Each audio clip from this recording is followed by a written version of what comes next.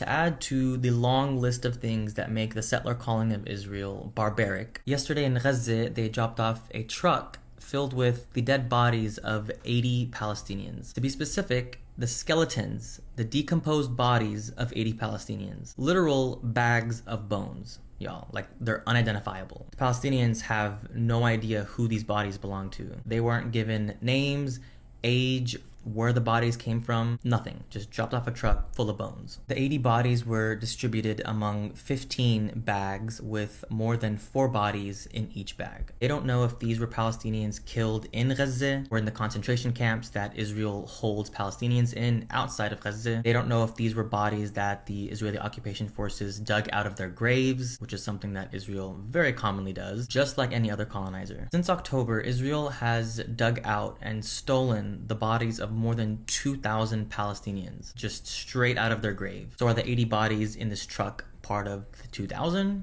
We don't know. It's said that more than 10,000 Palestinians are currently missing in Gaza alone. They could be alive, being tortured in Israeli concentration camps. They could be dead in Israeli concentration camps, because so many bodies and bones are found just laying around all throughout Gaza, or found buried under all the rubble, or handed back from Israel. Because there are so many different ways Palestinians there are finding these skeletons, and there are so many Palestinians who have loved ones missing, the only way they're able to identify if these bones are the bones of their loved ones is based on what the corpse is wearing. If the corpse still has on their clothes or like unique jewelry. There was one story I read a few months back about a woman who was trying to find, I think it was her son or her husband, by the ring that he was wearing that had a red triangle on it. She's been running around Gaza, going through the dead bodies of unidentified Palestinians, looking at their hands and hoping to find one wearing that ring. Even now, with this instance, after the 80 bodies were dropped off, a Palestinian woman named Marwa from northern Gaza went to see the bodies in hopes of finding her son who has been missing since January. Her 32-year-old son named Marwan, who left behind his 8-month-old son. And similarly, the only way she's able to identify him is through his clothes. He was last seen wearing brown pants, a navy shirt, a black jacket, and beige boots. Like, imagine not knowing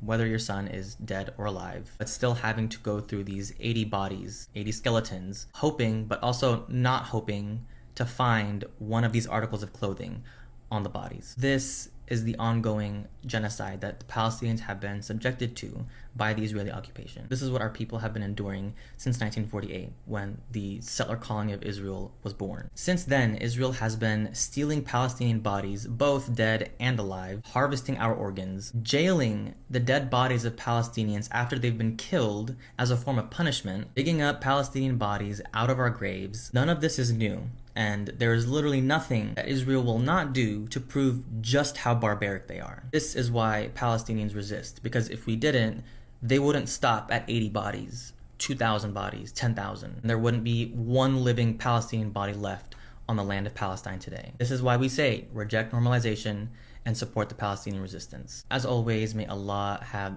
mercy on the souls of these 80 bodies, and may the pain that they experienced in this life act as their ticket to Jannat al-Firdaus. And while many Palestinians will not be reuniting with their loved ones in this life, ask Allah that they reunite in the afterlife, in the highest levels of Jannah.